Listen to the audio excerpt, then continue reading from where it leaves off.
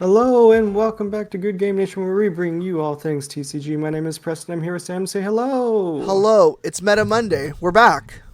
It's Meta Monday, so hit that like button, go to our page, hit subscribe while you're there, go over to the community tab, and post your current deck list in there so that we can feature your deck list in an upcoming video. Absolutely. We want to do a community Meta Monday video, and we've seen some pretty interesting decks already. I'm pretty excited about this. Yeah, I'm super happy that we're getting response on that, and I hope you jump over there and send us your deck list. Um, But today's Meta Monday video is focusing on the Aichi Prelim Championship Series that happened over the weekend. We hinted about it in the news this week, and it is here now. We are talking about just the top two decks. Let's jump into it. Let's jump right into it. So they posted actually the deck list on the One Piece Twitter. So if you're not following it, it's still linked in the description down below. Check it out. The decks are there. This is the second place Kinemon list, and let's get right into it. Absolutely. This is really interesting Kinemon. We were trying to figure out why the build looks so different from the last one, and I think we came to the conclusion of this is very similar to the Kid deck that is coming around the meta right now, just with the Kinemon for your early game. It's an interesting take on it, and I know this player did really well because I believe he was seated at number one at the end of the tournament, so undefeated and was playing super confidently through the entire finals. I believe he was featured twice. I think he was the top four match and the finals match. So go check out those matches to see how this deck gets played. Super interesting. What are your thoughts? It's really funny because I keep reflecting on how the words we chose to bash Odin the last month or two is now. We've basically been saying that if you want to play Odin, you basically just play the kid deck that's been circling and just switch the leader. You know, you have better results, your leader effect is just better. And now we're in a little bit of a world where if you want to play that kid deck, you just switch out kid for Kinemon. So it's just this deck that's very good, that's just taking advantage of aggressive leaders. These searchers, the Bonnie and Tomomo, these two archetypes have meshed so well together that it's just created this wonderful deck. In the last tournament that was really popular, Kid won, and it was large due to the Kid top line again. Zoro was dominating the meta, and we needed something to put him in his place, and we went back to 8-drop Kid. And it's still a little bit here, and we need more tempo, so we added Kinemon. Kinemon offers you a ton of tempo. You're able to get Yamato and Raizo and Ikiku out very early, and these are very oppressive cards. And your late game curve is still Kid, so Yeah, strong. super strong, super oppressive. Zoro's have to Otama into Jet Pistol, and when I'm scrolling through the feeds, seeing people post their wins and losses, a lot of Zoros are posting losses because they miss one of those cards, or maybe they've used it and they don't have it when they need it for something important. So I see a lot, didn't see any Jet Pistols, didn't see any Otamas, bummer loss type of things. And we're seeing that now in the meta, we had a very disgusting amount of Zoros in the first tournament of set two, and now in top 32 there was only three.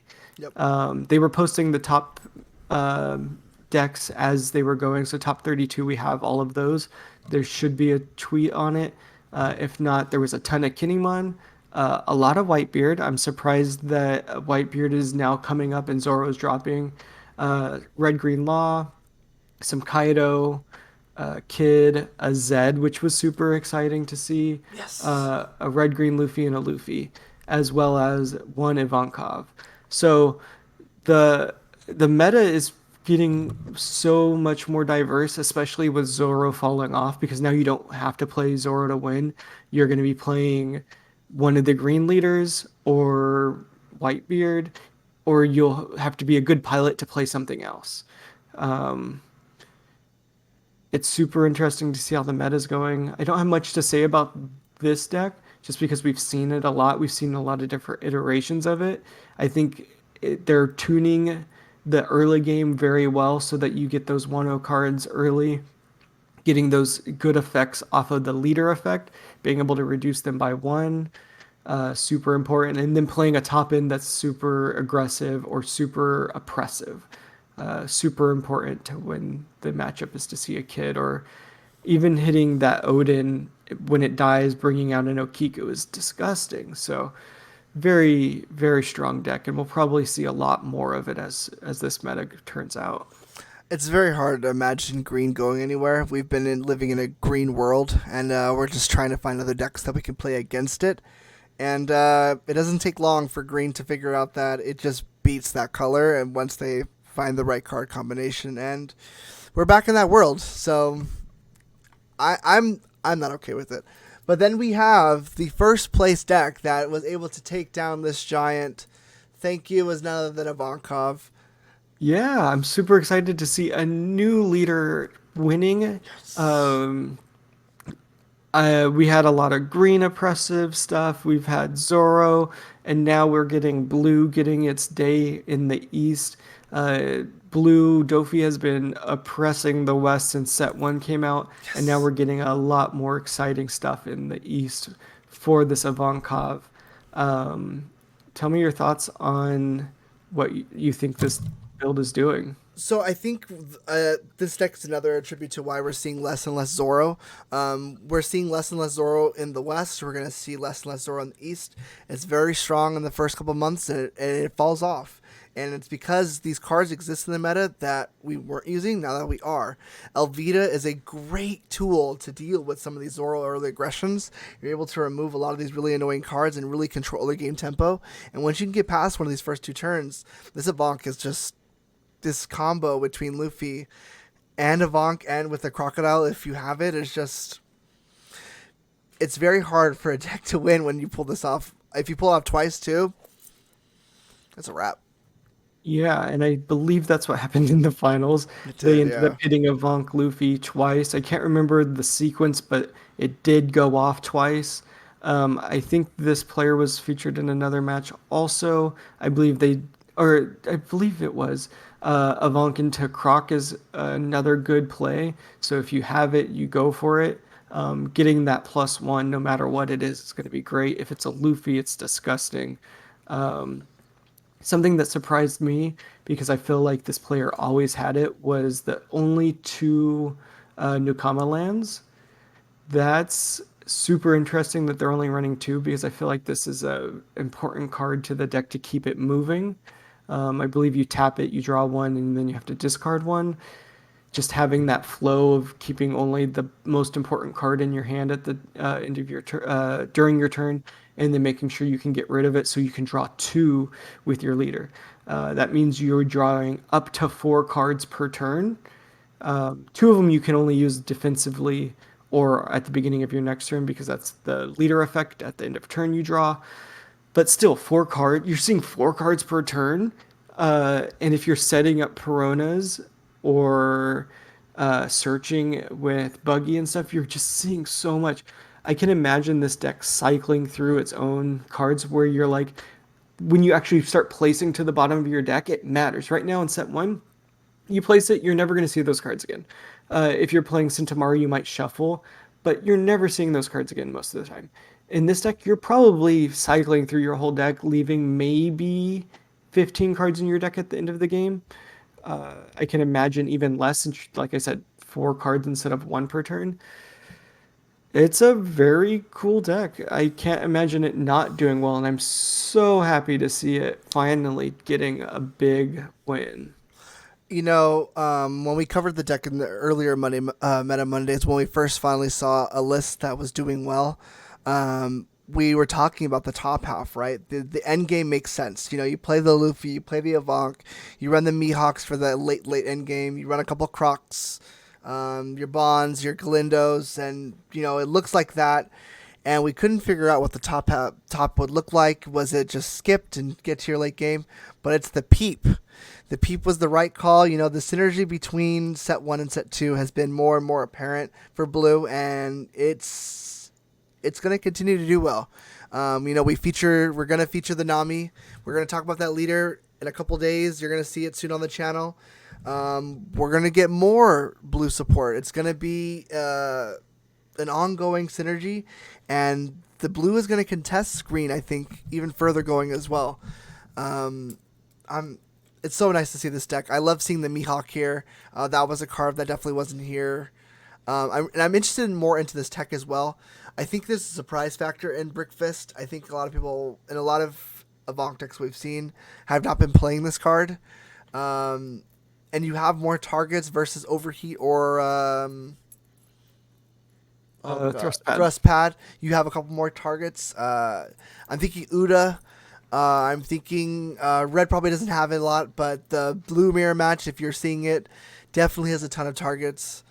Uh, yeah, Green is half of the deck is 3 drops most of the time. he hits the Yamato. That's the one that I'm thinking. That huge Yamato that just ruined your life. And New Kamalan at 2 is not the worst thing because No. you could definitely play this deck without using the Avant leader, right? You could play it very standard, and then as soon as you get the Luffy on board, you turn it off. You go straight face. Yeah, it's great to see diversity in the deck. It's great in the meta. It's great to see this deck do well, and shout out to a non-green deck winning the tournament. I'm here for it. Yeah, absolutely. And the Ivank into Luffy is the tried and true method to a dub for this deck. Luffy has double attack, so you're getting a very nasty attacker. So I think a good way to counter this is if you see a Luffy, kill a Luffy. It just Yep. you don't want that double attack going off, and he's coming at you at 7K minimum. And if it's late game, they're throwing Dawn on him, and they're making him at least seven. So 7 gets over most leaders. You have to play at least 2 cards to get out of it, unless you're playing Whitebeard. But you're gonna have to at least commit a 2K counter and a 1K counter. So all you have to do is add 1 Dawn, make him 8K, and now they have to commit more resources. They're making their hand smaller to stay alive, and you're just gonna take advantage of that. And if it does get through, if they just let it through, they're down 2 life. If it's in game, they could be at 1 life or none at this point, and then you go in with a Vonk because you have your Vonk on the board, or you go in with another card that's you or you like. You should have board presence with this deck, is where I'm getting at, and that's what this player did. It It's was a great match. Kinemon and Zoro have very, very early game tempo. They swarm with a lot of little character cards, and Ivank is quite the opposite. We swarm with larger cards. Because if Ivank misses Luffy, you might hit a crocodile, and you're still getting another 7K on board. That's not a lot of fun to play against. I'm gonna be honest. It's a really great top end, and it has been doing well in tournaments. We have seen them do well in tournaments. I'm just happy to see it do well on the bigger stages. That's a Absolutely. real testament to the pilot, real testament to the deck doing well, and shout out to Vonk. He's gonna be a menace going forward. I know it. Yeah, super excited to see how the meta turns out as we move forward, as we move closer to set three's release. We have, I think, 2 more championship series in January leading up into the Grand Championship, which is I am calling their nationals until I hear something different. Um, and I believe that's going to be before set three. I don't think set three is out yet. I don't believe I'll so. correct myself in the description if I'm wrong. But super excited. Thank you all for watching. If you're still here, give us a thumbs up. Go to that community page, post your deck list so we can let you know what we think about it. And thumbs up, subscribe, all the YouTube things. You know what you're doing here. Thank you all for watching. And until next time, see you later. Bye bye.